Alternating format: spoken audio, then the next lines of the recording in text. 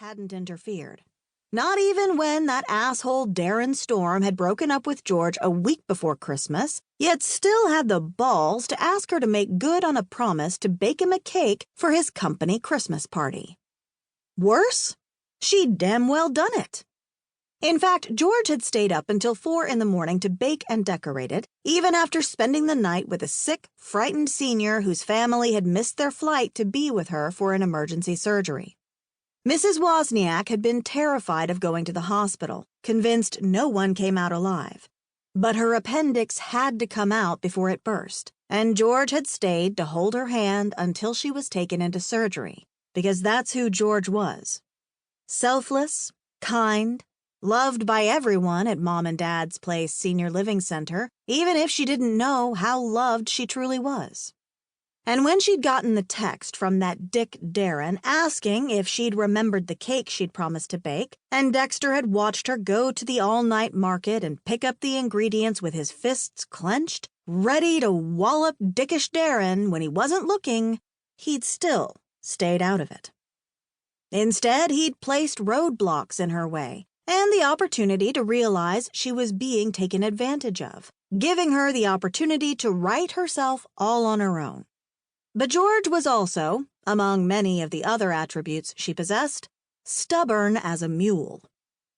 She'd made a promise to Darren, and she'd been determined to keep it, even at the cost of a good night's sleep and her pride.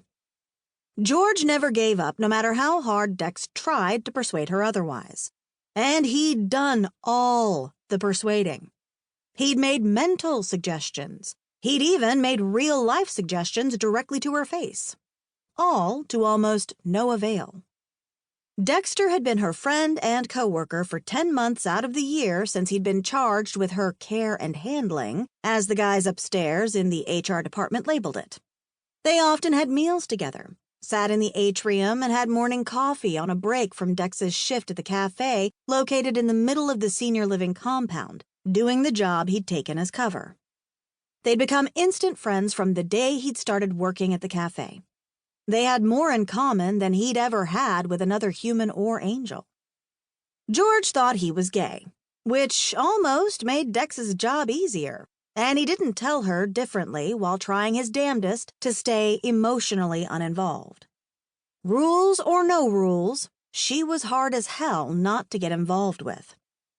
Now, as Dex looked down at her limp body, lying against the curb in the harsh glow of the streetlight, her long dark hair shrouding her heart-shaped face, unharmed but unconscious, his instinct to scoop her up and cradle her close was almost agony to fend off. But if Titus knew how Dex felt about her, he'd have a conniption fit to rival even the great heavenly meltdown of 2016. Dex would lose his chance at ever getting his permanent wings back, because he'd be shipped back upstairs faster than he could say touched by an angel. Rolling his tongue along the inside of his cheek, Dex took another shot at a weak defense. I didn't mean to interfere. It was instinct, Titus. Pure instinct.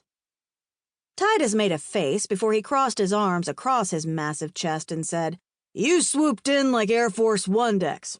Jumped right off that roof and snatched her up like you were snatching your dinner from the lake with feet of talons. That was true. He had swooped in and saved her. But again, in his defense, George had been so sad the entire week after she'd left Mrs. Wozniak in the hospital that he hadn't been thinking about much beyond her emotional well-being. She'd spent Christmas working to keep busy, but so sad it hurt to even look at her. Sad that Darren had dumped her and didn't offer so much as a thank you for the beautiful cake she'd made. Sad that she was alone on New Year's Eve, let alone Christmas, one of the hardest days for the lonely to endure. A day when guardian angels have to find a way to help their assignments weather the stark loneliness, which is almost as hard. George was simply sad to the marrow of her bones, and she'd had one more champagne cocktail than her alcohol tolerance level allowed at that stupid party. As the new year rang in and everyone was kissing their partners in celebration, George had turned away from the happy crowd, tears filling her eyes, and she'd tripped over a bottle of Schlitz malt liquor